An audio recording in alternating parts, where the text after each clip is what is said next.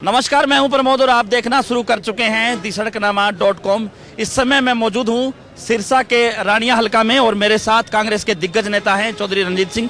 चूंकि आज यूं कहूंगा कि जींद उपचुनाव के बाद हरियाणा में राजनीतिक सरगर्मियां हैं वो तेज हो गई हैं।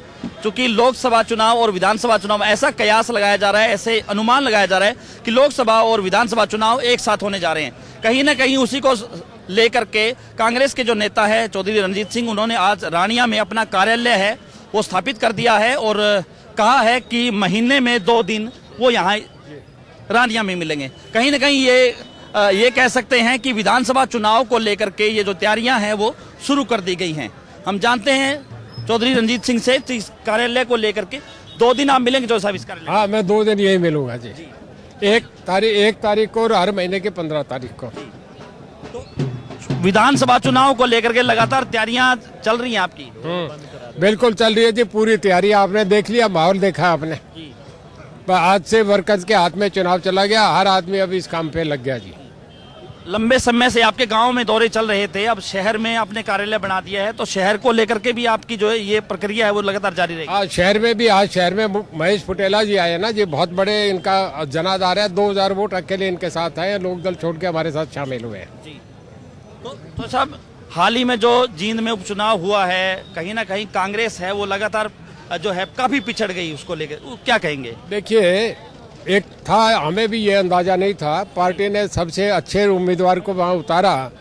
अब इसमें क्या कारण रहे ये इसमें देख के प्रदेश कांग्रेस इस पे सोचेगी, और हम भी जो कांग्रेस के सीनियर आदमी हम दिल्ली में मिलेंगे, इसमें क्या करना चाहिए, कैसे, क्यों हुआ ऐसा, इस पे सारा चर्चा होगा। तो साहब, आपको नहीं लगता कि रणदीप सिंह सुरजेवाला है, आप भी चुनाव प्रचार में गए थे, मौजूदा विधायक थे कैथल के, और उनको विधायक को जो है उपचुनाव में उतारना, कहीं ना कहीं मुख्यमंत्री मनोहर लाल ने भी ये बात कही कि हरियाणा के इतिहास में ऐसा पहली बार हो रहा है कि कोई बाई इलेक्शन विधायक लड़ रहा है। कहीं ना कहीं ये कांग्रेस का जो है नेगेटिव पॉइंट रहा बड़ा। देखिए, ये सारा मामला प्रदेश अध्यक्ष ने अपने तरीके से करा है फैसला। वो हमारे पार्टी के अध्यक्ष है, उन्होंने कैसे करा, क्यों करा, ये वही जाने। पर ये जो चुनाव में, ये मैं नहीं कहूँगा, उम्मीदवार बहुत मजबूत थे। तो साहब, कहीं ना कहीं जो जननायक जनता दल है, और इनेलो की हम बात करें कि इनेलो 5वें नंबर पर चली गई।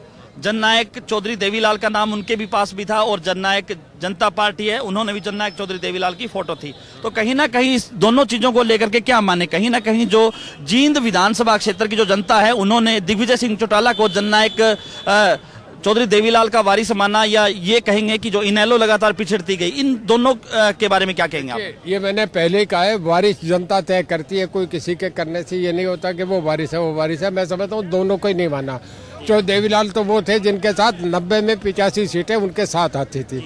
जिसका जाके कह दिया वो एमएलए बन जाता था, जिसको बनाया वो एमपी बन जाता था, जिसको चाहे उन्होंने मुख्यमंत्री बनाते थे। मैं तो इनके अब तक के एक्शन में दोनों में कोई बात नहीं देखी। तो कहीं ना कहीं जींद उपचुनाव का जो असर है आने वाले लोकसभा और विधानसभा में पड़ेगा, ऐसा क्या मानते हैं आप?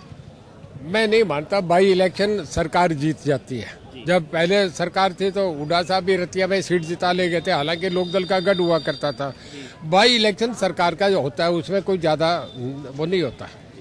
तो आप अपने इस चुनाव को लेकर क्या कहेंगे? आपने मंच से कहा कि कांग्रेस की टिकट है चौधरी रणजीत सिंह के जेब में, उसको लेकर के क्या कहें? कांग्रेस के टिकट को लेकर के और जो इस पूरे हलके को लेकर के कहीं ना कहीं देखिए, कांग्रेस पार्टी का एक असूल है कि जो सबसे मजबूत उम्मीदवार, सबसे ज्यादा जमीन से जुड़ा हुआ होगा, रणजीत सिंह है, इसमें कोई दायरा नहीं। मैं इलाहाबाद भी लड़ लूँ, रानिया भी लड़ लूँ, डबवाड़ी भी लड़ लूँ, सबसे आज भी मैं भारी उम्मीदवार पड़ता हूँ।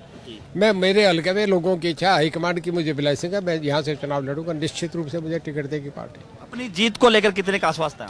100% जीतूंगा भाई जी। मैं मार्जिन का तो अभी नहीं कह सकता, चुनाव आगे, पर बहुत अच्छे वोटों से इस हल्के से कांग्रेस जीतेगी। Thank you. ये थे मेरे साथ कांग्रेस के दिग्गज नेता चौधरी रणजीत सिंह। हमारे साथ आप लगातार बने रहिए, हमारे यूट्यूब चैनल को सब्सक्राइब कर दीजिए, और अगर ये वीडियो आप फेसबुक या ट्विटर पे देख रहे हैं तो हमारे पेज को फॉलो करना ना भूलें। बहुत बहुत शुक्रिया।